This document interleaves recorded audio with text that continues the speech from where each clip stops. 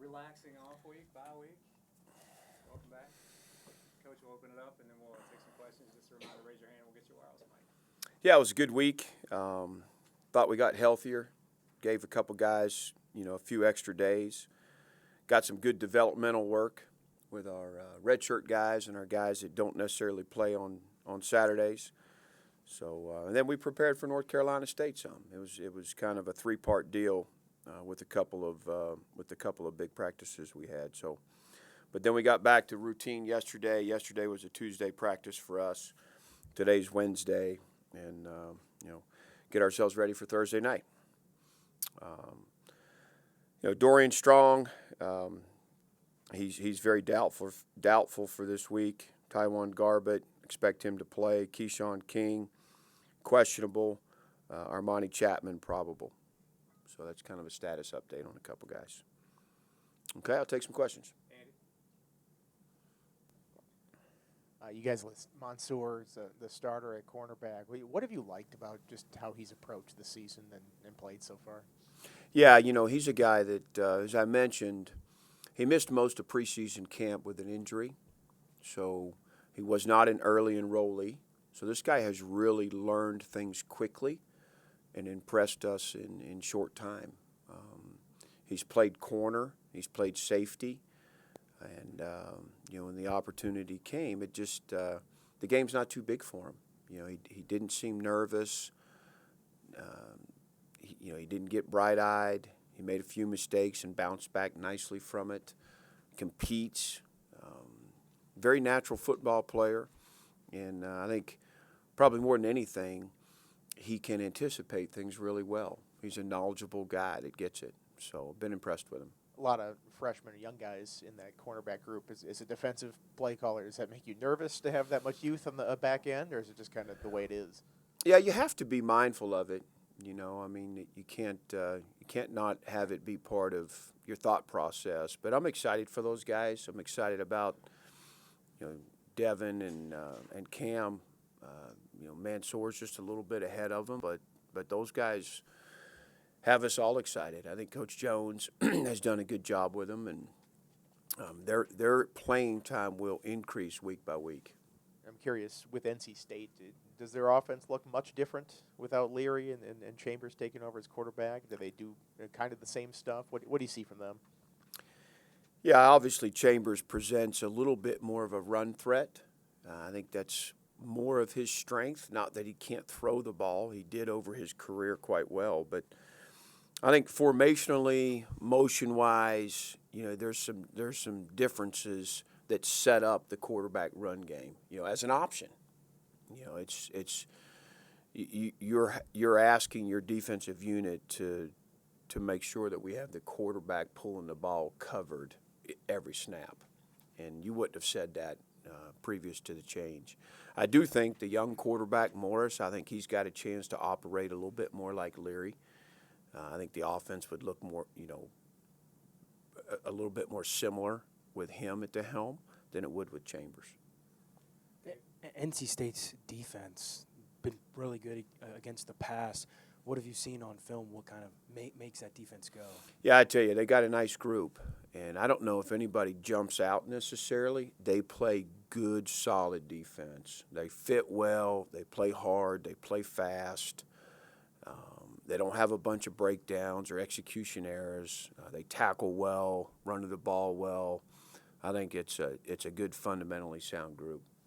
At wide receiver for you guys, how has Christian Moss come along? I know he's a guy earlier in the year, he got a good number of snaps, and he's been on the field, off the field, and I know you guys are kind of still searching for guys to help out Caleb and everybody else in the receiving game. Yeah, I think honestly, after Caleb, there's been guys that have shown flashes, and then just not the consistency to go out and out win a job. I mean, we've kind of hung our hat on Lofton and Jaden Blue a little bit, but Gosnell makes a play or two. He's got to stay healthy. Jalen Jones and Christian have shown signs, but we got to do it consistently. And we're still looking for a couple guys to step up after Caleb. And that would certainly help our offense. How have you seen DJ Harvey grow? Yeah, DJ, the last 2 weeks has been more physical. He's challenged more. But, he's still a young guy in that room and trying to figure this thing out. And, his role has become a little bit more of a nickel as opposed to playing at the corner spot. But, he's just a redshirt freshman that's still kind of, proving his way and learning the system. How much of an emphasis has been trying to find that hidden yardage in the special teams? I know you mentioned you're going to look at all the personnel there. Yeah. What have you seen when you looked at it, and where maybe can you find some more production there? Yeah, I think we have to do a little better job fielding the ball. Our return game has to come with. There's been opportunities there when we look at the self-scout that we didn't take advantage of. We've lost some yardage, not just not taking advantage of hidden yardage, and then I think we've missed a block or two in our kickoff return game that could really lead to an explosive play. So we've concentrated there, and I think we're going to look at some other returners a little bit, particularly on punt return. Not that I think DJ's improved, but we took this extra time, these extra days to evaluate some other guys, and I think you'll see another guy or two get a chance. You said after the Miami game you wanted to look to get the right personnel on the field. Do you feel like this open week has allowed you to sort of figure that out or get a better handle on that? And what is that? Is that expanding roles for people? Is that paring down the rotation? What goes into that process? Yeah, you look at, what's the best makeup. If you're 12 personnel, who are the tight ends? If you're 11, who's the tight end? Who's the third receiver? Are you better in that than you are in 12? And then formationally, putting guys in the right spot by formation. So we looked at all of that. And, there'll be a few nuances, some things that we ID'd that we think give us a little better opportunity. But in the end, you still need personnel to step up, make some plays. They had a good week. I thought the offensive scale yesterday was really good and one of the better ones we've had recently. And Grant was throwing well, good routes, nice snags. So there was a lot of discussion about the best group out of each personnel and what that looks like, and that's the way we practiced. You also said it can't be vanilla on offense. Do you as the head coach step in more in that situation to, and don't say game plan, but offer suggestions or push guys in a certain direction? Or how do you be less vanilla on offense in that sense? Yeah, we just talked about some things that were more challenging. We've tried to be that two tight end team that we wanted to be on the onset and run the ball and play action and be multiple with our tight ends, and it just it hasn't gone like we've hoped. And so certainly there's some things that I know when we are playing well against that sort of package. What are some adjustments over the years that offenses have done against us to help move the football, establish the run, create some explosives. And we had several conversations about that and what direction we can go with this thing. And Gosnell, is he closer to getting back? Yeah, he's had a good week of practice. He's had a good week of practice. I think he's probable right now. Had a nice catch yesterday. So he's a guy that if he can stay healthy, he's a guy that I think could continue to grow and give us another threat there. Back of the room, Anthony. Coach, coming off the bye, do you kind of consider this almost like a clean slate type of thing? Are there any specific goals that you want to see from your team over the last month or so of the season? 1-0 this week. We got to continue to get better. I'm still waiting for us to play that complete game, to be consistent, handle all the things that are thrown at you over the course of 4 quarters in all 3 phases. We just got to play closer to who we are, who we can be. And if we do that, we're going to have a heck of a chance to win the game. And the guys understand that. They're invested. They had a good week. We got to go play well. We keep preparing. We keep working hard. We got to go play better, coach better, and play better. Dave. Coach, still looking for a win on the road. I'm wondering, as a coaching staff, is there anything you can do in that kind of a situation to set your kids up for success in a road environment? Yeah, we look at everything. It's a good plan. It's a proven plan. And how we travel, the timeliness of meals and bed check and what time we wake them up and how do our walkthroughs go and how do our meetings go. All this was, has been kind of vetted over the years with myself and Mike Hazel and some others and Coach Galt. So, we feel good about the plan and what we do on the road and how we travel and, making sure we're giving ourselves the best chance to, for these guys to feel the best and be at their best. Let's go out to Zoom for a few. On Zoom, please use the raise hand feature to ask questions, and we'll open it with Steve, please. Brent, talking about going to Grant Wells, since the start of the season, what kind of changes or how has he grown as far as being a player that you've seen that you're most impressed with? Or what have you noticed in some of his talents that maybe that you didn't expect you were going to get from him? Yeah, I think he's navigated, his interception ratio, is where it needs to be, right? He's really not throwing the ball to the other team. He's playing confident. He's managing the offense better. Still got to come with some reads and, some accuracy in certain spots, but I think he's getting better each week. And for us to do what we need to do, Grant needs to play well. He knows that. And then following up a little bit on that, in the fourth quarter, at the Miami game, he had some success. The whole offense had some success. Was that did his approach change at all at that point, or was there just some changes that Miami made since they were up 20-0, or how did you see any growth in the offense in that last quarter? No, I think we lost some confidence in that first half, with the turnover and then the quick score by Miami. I think it kind of shook us a little bit, and it took us a little bit to recover.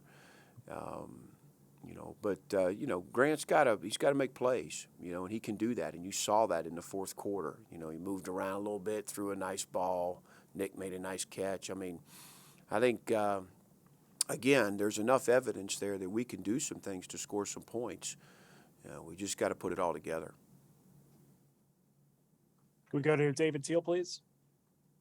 Brent, there's a certain amount of randomness that goes with turnovers and takeaways, but through 7 games, you only have 5 takeaways on defense. As you evaluated that group during the off week, did anything stick out as lacking when it comes to getting a hat on the ball or picking a ball off?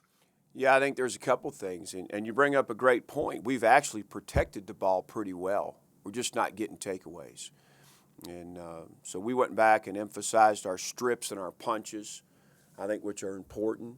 You look what Duke goes down to Miami. Miami turns it over 8 times, 5 fumbles, 3 takeaways, and some of that's Miami and some of it's Duke. But like we talked about coming out of the Miami game, we have to contest more catches. We have to become the wide out and challenge for the ball and go after it more often than we are. We've got to react and drive on the ball better, and then we got to take shots with punches and strips when we have opportunities to. So that was a big emphasis, with the extra time we had here. And how paramount does that become, given that the offense has had some issues? Your average field position starting field position against Miami, your average was the 19-yard line, your own. How much could that help your offense? Yeah, 1 or 2 takeaways is huge in the game to me. From a field position standpoint, from a possession standpoint, we've got to give our offense a couple more series. And, to do that, you got to be explosive on defense. We're not getting the sacks we need to get, and we're not getting the takeaways. So we've got to be more aggressive with our mindset and what we're doing and going after the ball and playing on their side. But I think that was a huge factor in the game. You can go back to a lot of plays that make the difference, but when you can garner a takeaway, you look what it meant to Miami in that game against us. So we got to be more aggressive, and that's a mindset, and that starts with us as coaches, and that's got to be infectious down through the team. And those defensive players have to be mindful and be thinking that way. Each and every snap, the ball's the program. Let's go get it. Thank you. 2 more on Zoom. Can we go Evan and then Hank, please? Yeah, with what we've seen out of Malachi being back on the field and the explosiveness that Keyshawn King has shown, is there any chance we'll see both of them together, maybe a 2-back set, maybe anything that could help bolster that running game a little bit and try to create some more explosion? Yeah, we've talked about everything. You know, I don't want to let the cat out of the bag if that is what we're doing, but they are a nice 1-2 punch, and 2 of our better players. And you know, when you can, whether they're going, you know, if one's not on the field, the other one is. But you know, they can certainly be productive with the ball, and the idea of them, you know, being on the field at the same time has certainly been talked about. Hey, can we finish with Hank on Zoom? Okay, thanks. Hey, Brent, when you go into some time off on a losing streak, how much time do you spend maybe attending to the positivity side and kind of washing the negativity out of the player's headspace? Yeah, I mean, that's a great question, and that's where it's at, right? The positive is there are positives. There's encouraging things in each and every one of these losses that we can build on. And the players see them. It's not me just standing up in front of the team saying, hey, listen, we're doing good things. Here they are. You know, here's us doing things well enough to win. We just got to do it more consistently. And, you know, so the proof is there, and they see it. So, man, they're bought in. The belief is strong. And, you know, they've worked really hard to be 1-0 this week. Do you sense that that's become any harder to sell to them or convince them of as you've lost 4 in a row?